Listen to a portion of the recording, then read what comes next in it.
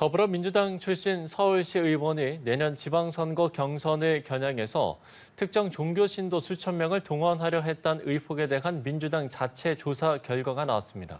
제명에 해당하는 징계 사유가 있음을 확인했다면서도 대규모 입당이 실제로 이루어지지는 않았다는 설명인데요. 야당은 꼬리 자르기라고 비판했습니다. 이재동 기자입니다. 민주당 소속 서울시 의원이 종교신도 3,000명을 입당시켜 내년 지방선거 경선에서 김민석 총리를 지원하려 했다는 국민의힘 진종호 의원의 의혹 제기에 당사자인 김경 시의원은 의혹을 강하게 부인했습니다. 서울시 사격연맹 장정희 부회장의 민원을 경청했을 뿐입니다. 그러나 민주당 조사 결과는 달랐습니다. 김 시의원에게 제명 처분에 해당하는 징계 사유가 있음을 확인했다는 겁니다. 김경시 의원은 차기 지방선거에 영등포 구청장 선거에 출마하고자 이 같은 당무 방해 행위를 한 것으로 보입니다. 민주당은 본인이 원하지 않는 서류 추천 과정이 있었다면서도 특정 종교단체의 대규모 입당은 발견되지 않았다며 진 의원의 주장에 선을 그었습니다. 또 김 시 의원이 자진 탈당한 상태인 만큼 실제 제명 등의 징계 조치는 내려지지 않는다고 설명했습니다. 국민의힘은 즉각 꼬리 자르기라고 비판했습니다. 그러면서 지금 특검이나 이재명 정부, 민주당이 국민의힘을 향해 들이대는 똑같은 잣대로 문제를 처리해야 한다고 쏘아붙였습니다. 국민의힘 의원이나 국민의힘 관계자가 그 정도 의혹과 연관성이 있었다면 벌써 압수수색이 실시됐을 것입니다. 전날 의혹의 관련자들을 경찰에 고발한 국민의힘은 김 총리의 심각한 사전 선거운동 증거라고 주장하며 신속한 수사를 촉구했습니다. 연합뉴스TV 이재동입니다. 더불어민주당 소속의 한 서울시 의원이 종교단체 신도 3,000명을 입당시켜 내년 지방선거에서 특정 후보를 지원하려 했다는 의혹이 제기됐습니다. 국민의힘 의원이 관련 녹취록을 공개했는데요. 민주당 정청래 대표는 철저한 조사를 지시했지만 의혹의 당사자는 명백한 조작이라고 반박했습니다. 임혜준 기자입니다. 국민의힘 진종호 의원은 국회 기자회견에서 민주당 소속 서울시 의원이 내년 지방선거 경선에 대비해 특정 종교 신도 3,000명의 당비를 대납하려 한 정황이 드러났다고 주장했습니다. 의혹의 당사자로 지목된 김경 서울시 의원과 제보자의 대화, 또 다른 시의원실 직원 간의 녹취록을 그 근거로 공개했습니다. 어떻게 보면 제 개인적으로 나가는 거니까 근데 돈이 1,800만 원이에요. 3,000명이 민주당 책임당원 월 최소 당비인 1,000원을 6개월간 납부하면 1,800만 원이 된다는 의미인데 당비 대납 가능성을 시사하는 대목이라고 진 의원은 지적했습니다. 용도는 어떻게 쓰시는 건지는 제가 알 수 있을까요? 사무실 진 의원은 녹취가 사실이면 당당히 조사받으라고 요구했고 국민의힘 송원석 원내대표도 가세해 김민석 국무총리의 사퇴를 촉구했습니다. 민주당은 그동안 국민의힘을 향해 특정 종교 개입을 맹비난해왔습니다. 이보다 더한 행태를 저지르고 있었습니다. 기자회견 직후 민주당 정청래 대표가 당 윤리감찰단과 서울시당에 철저한 조사를 지시하면서 논란이 더욱 커졌지만 김 시 의원은 의혹을 전면 부인했습니다. 서울시 사격연맹 간부가 내년 선거에 도움을 줄 수 있다고 말해 당원 가입 방법과 절차를 안내했을 뿐이었단 겁니다. 진종호 의원의 악의적 조작과 명예훼손에 대해 강력히 대응하겠습니다. 김 시 의원은 당에 누를 끼치지 않기 위해 탈당한 뒤 진실을 밝히고 떳떳하게 돌아오겠다고 말했습니다. 연합뉴스TV 임혜준입니다. 그런가 하면 국민의힘은 민주당 출신의 김경 서울시 의원과 특정 종교단체에 유착 의혹을 제기하고 있는데 이 의혹의 본질은 김민석 국무총리의 내년 지방선거를 위한 사전 선거운동이다 이렇게 주장을 하고 있지 않습니까? 이 의혹에 대해서 어떤 생각 갖고 계시는지요? 그래서 국민의힘이 자꾸만 김민석 총리를 끌어들이려고 하는 것 같습니다. 말 그대로 의혹을 좀 더 키워서 정치적인 공세를 하겠다라는 목적이 있는 것으로 보이는데요. 게다가 일단 뭐 특정 종교단체가 개입됐다 이런 의혹을 확대해서 사실 국민의힘이 지금 사실 연루돼 있는 통일교회 입당과 관련된 의혹들 이런 부분에 대해서 국면을 전환하고자 하는 의도가 있는 것이 아닌가라는 생각이 듭니다. 사실 국민의힘에서 지금 김경시 의원을 지금 고발했다라고 알고 있거든요.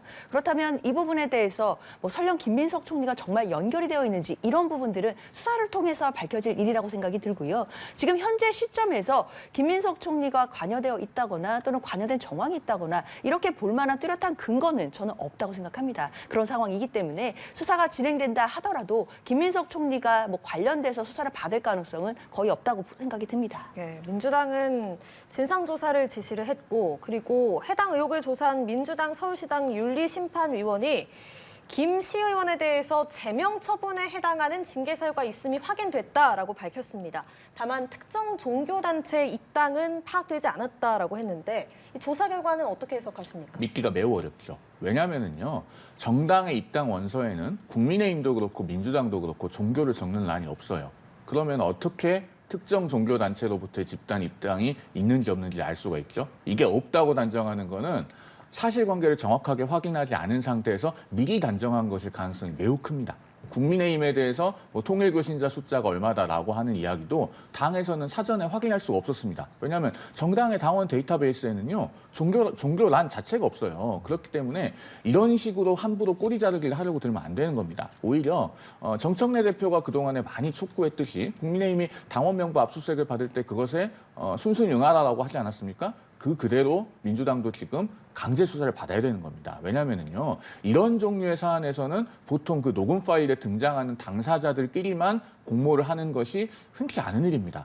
거액의 돈이 들어가잖아요. 이 녹음 파일에도 1,800만 원이라고 하는 구체적인 금전이 언급이 됩니다. 그리고 김민석 총리의 이름도 등장합니다. 자, 당비 대납이라고 하는 거는 이렇게 본인들의 의사에 반해서 개인정보를 대거 받아서 입당시키고 당비 대납하고 경선에 영향력을 미치려고 하면 적어도 6가지 정도의 범죄 혐의에 해당됩니다. 개인정보보호법 위반, 사문서 위조, 위조사문서 행사, 정당법 위반, 정치자금법 위반, 그리고 위계에 의한 경선관리 업무 방해죠. 그러면은 이런 일들을 그것으로 인해서 정치적 이득을 얻을 사람과 전혀 무관하게 그 사람은 알지도 못하는데 내가 그냥 팬심에서 해준다는 겁니까? 우리가 아이돌 그룹의 콘서트 표를 사서 가지 않는 걸 보고 영혼 보내기라고 하죠. 그런 것을 할 때는 내가 돈을 쓰면서도 우리 오빠가 몰라줘도 괜찮아. 우리 오빠만 행복하면 돼. 라고 생각할지 모르지만 이 정당에서의 당비 대납은 굉장히 중한 범죄이고 정치적으로 큰 위험에 처해질 수 있기 때문에 이득을 얻는 사람이 모르는 상태에서 하기가 쉽지 않습니다. 국민의힘이 제기하고 있는 것은 매우 상식적인 의문이다라는 점을 말씀드립니다.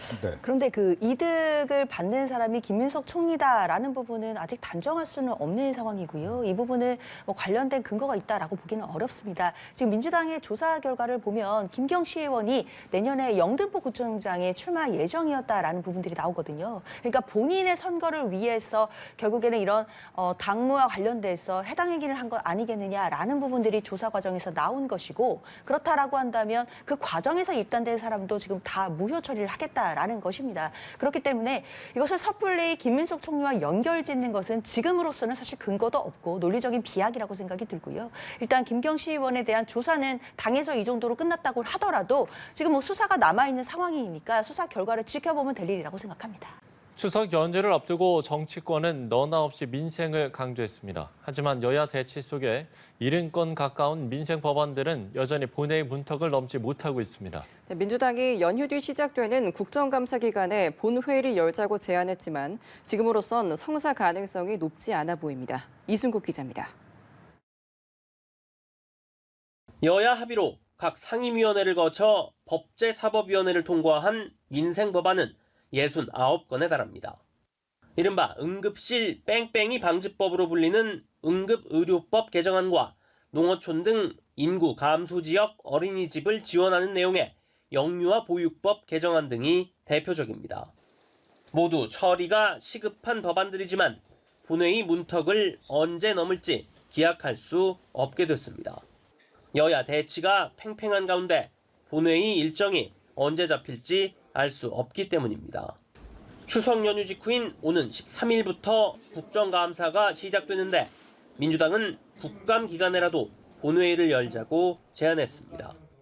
여야 간의 신속한 협의와 합의를 통해서 국정감사 기간이지만 꼭 관례에 얽매이지 말고 별도의 본회의를 열어서 이 부분들이 처리가 되기를 바랍니다.